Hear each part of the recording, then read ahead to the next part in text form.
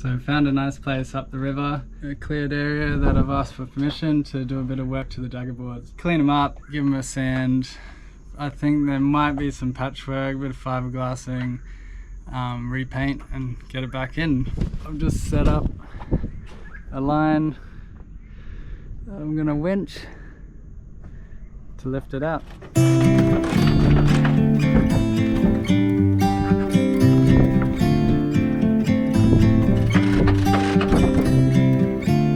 Got them both out. I don't know if you can see that, but there's little cracks and bits I'll need to patch up. The rest doesn't look too bad.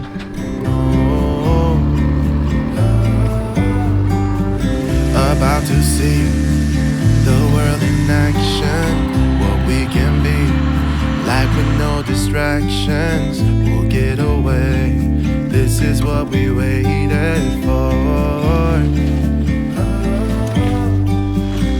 Take my hand, we'll make it somehow. We can't miss out.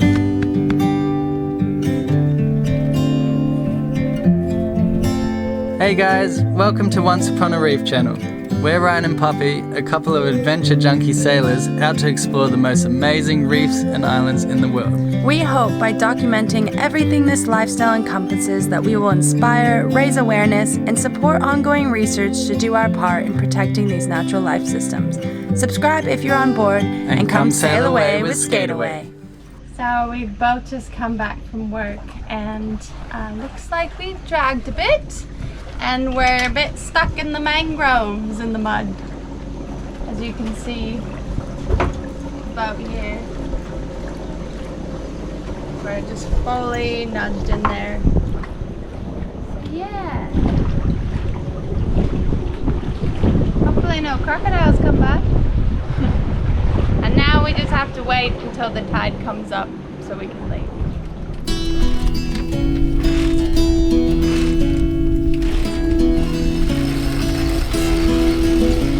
For the last 8 months, we've been preparing for our biggest trip yet. Where are we going, Ryan? We're going to Papua New Guinea! Yeah, it's our first overseas sail and it's gonna be wild. Poppy and I worked our asses off to get the boat ready for our first international crossing. We worked several jobs in Port Douglas to save money, and we spent hours researching and talking to fellow sailors with overseas experience to prepare for an 8-month journey. Our first destination being the remote islands of Louisiade Archipelago, Papua New Guinea, then over to Solomon Islands and possibly Micronesia. We'll see how we go. I'll just wait till it's going over.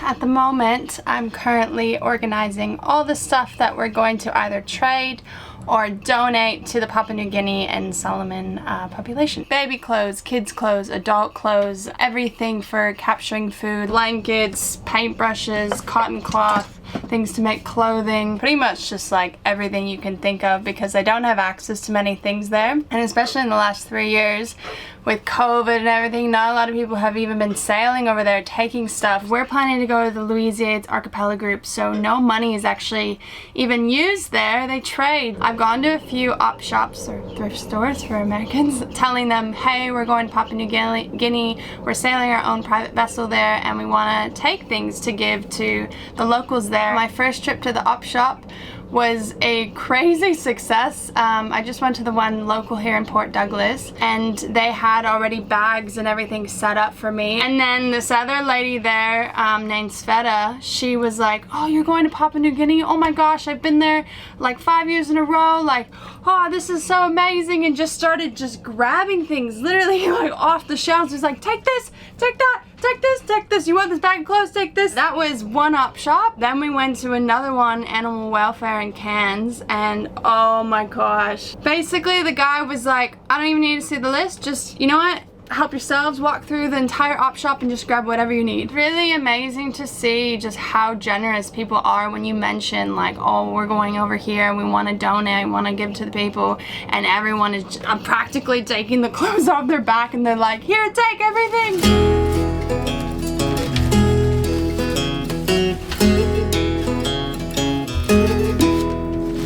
So this load is from our most recent trip to the op shop, thrift store.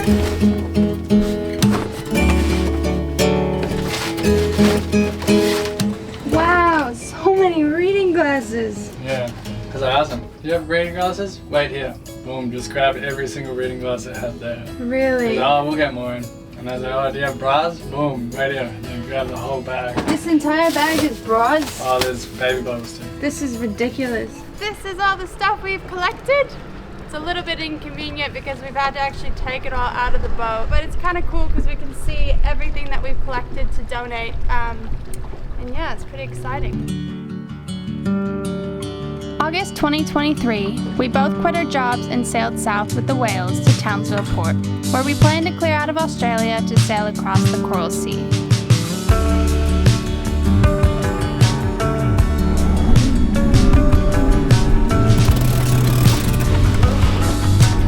Somehow, even after 8 months preparing, we still weren't ready. But the weather waits for no one. We sailed as fast as we could against the wind to make our planned departure for the beginning of September, when the winds would switch in our favor. So, where do we start? It's been a long process preparing for this trip. We postponed the trip till September after the strong trade winds, and then we've been sailing down the coast. We sailed from Port Douglas to Townsville because we want to have a better angle to go to Louisiana. We've been seeing so many whales. Yeah, some very, very close whale encounters where they actually pushed us around and nearly jumped into the boat. Over there.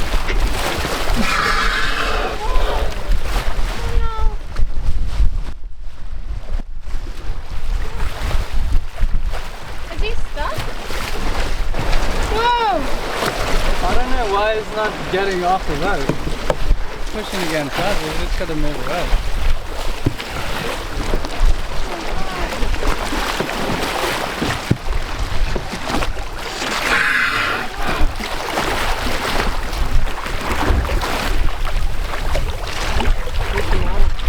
There's Mama.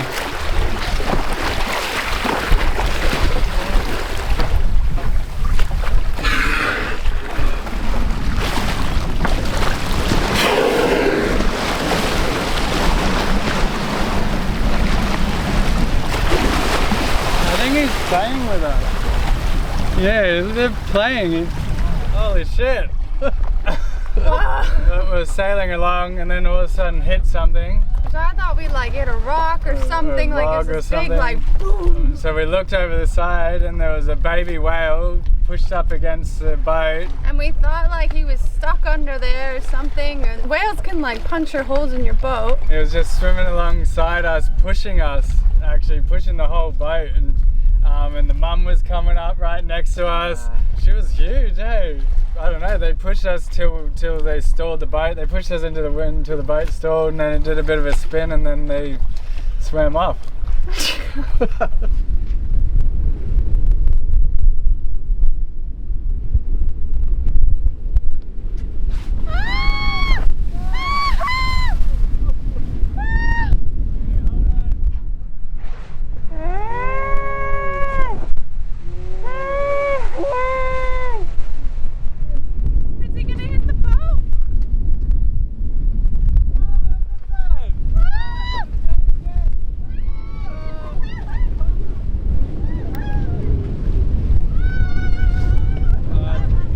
Made to Townsville safely with about a couple days to prepare every last thing. Very strapped for time. We weren't ready until like 2 a.m. yesterday. Hadn't slept for, the last few days. Well, definitely not at all that day. And when we went to go, there wasn't much wind, and I actually all of a sudden had this really crook feeling in my stomach, which was really strange. I felt like I could vomit.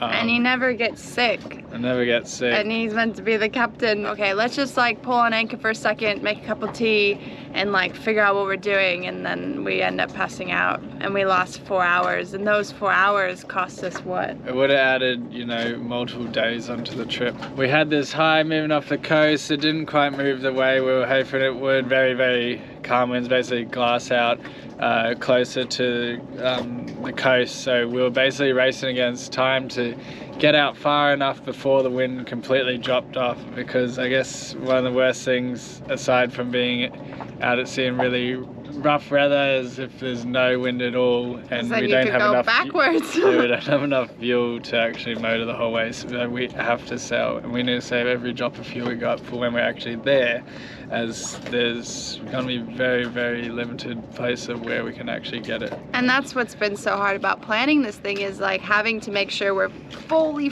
self-sufficient, like not relying on trying to get food and fuel, anything, medicines, whatever we need. So it's been like really hard for us because we've never done anything like this before, and to pick a country like this is probably one of the hardest ways to break our sailing overseas virginity, you know what I mean? A bit discouraging every time you talk to people about going to this area. Papua New Guinea in general, every single person has a different horror story that they've heard of. Oh, it's too dangerous, don't go. And it's funny because a lot of these people haven't been, but the people that have been, I'm like, oh, it's amazing, go, like absolutely, it's gonna be one of the best trips of your life. We've actually checked out of Australia already. We didn't really move past the port, but like we technically have checked out of Australia, so I guess we're a bit in limbo at the moment. We might have to wait maybe another week, 10 days before we can leave on the next weather window. So yeah, big life lessons we learned is to not rush things, call it quits when you have to. It means we've lost a little bit of time there, but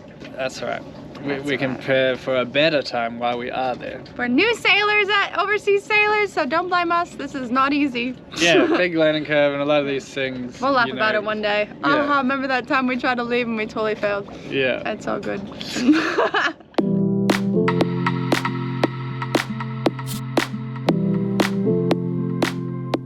Each day well, it actually hasn't been hard, but we come up with reasons why it was good we missed the weather window, and we've been staying in Townsville a lot longer than we thought. Poppy noticed some weird looking marks on the front, and it turns out to be quite a big gash out of the front porthole from when the whale hit us the other day. It's crushed it all in. We're about to clean it up, grind it away, and see how deep it actually goes. Really lucky we got onto this one before doing the crossing and going remote.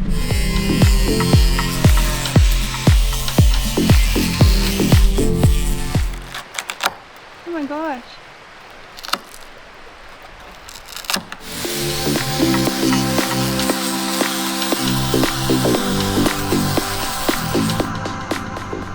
I've grinded away all the like soaked rotten balsa wood. Never done anything like this before, so wish me luck. What could go wrong?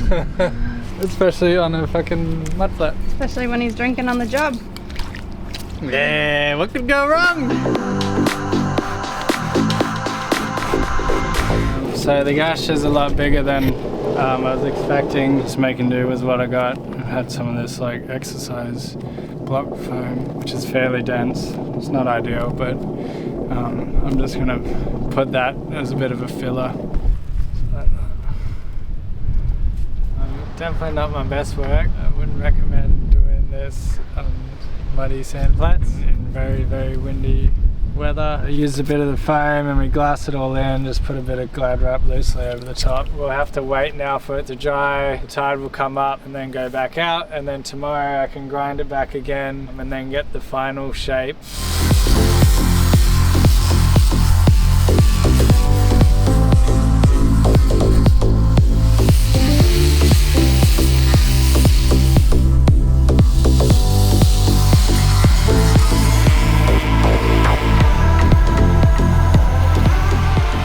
So what are you mixing though? It's the resin and the like microfibers. Oh, to fill in that gap. Yeah. It looks so good. I mean, I know we haven't put the fiberglass on it, but like for putting a yoga exercise foam in here, it's pretty cool. Next, you're gonna be a boat fiberglasser. I'd like to actually learn how to do everything properly. But... Yeah, probably all the fiberglass people are like, what the heck is he doing? Yeah. That's why Ryan really didn't want to show you what he's doing. Yeah, but it's important because even though you have no idea what you're doing, you're still doing it and you're trying. And what are you going to do if you're out in the middle of the ocean and stuff like this happens? Like, you can't just get a professional whenever you want. So you have to learn to be a professional in everything, essentially.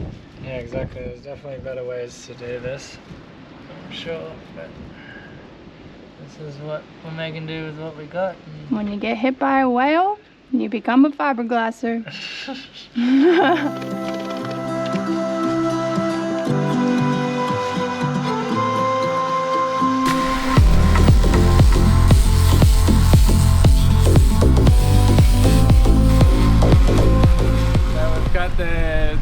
All the glassing done, and that's all dry now, and the tide's going back out. So I'm going to sand that back and get it to the final shape, and then I'm going to start layering up the primer coat.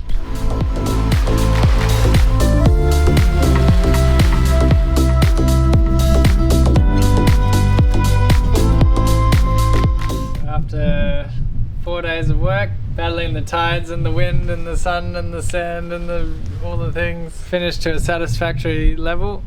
I'd like actually to stay longer and sand it back and get a nice finish on it, like at least another coat of top paint. But we're gonna get going. We're getting ready for this trip, the sail over to Papua New Guinea. So we're gonna be happy with what we've done for now. Yeah, well, I mean, if you were going to do it properly, you wouldn't have put a yoga mat inside of it. Yeah. You know what I mean?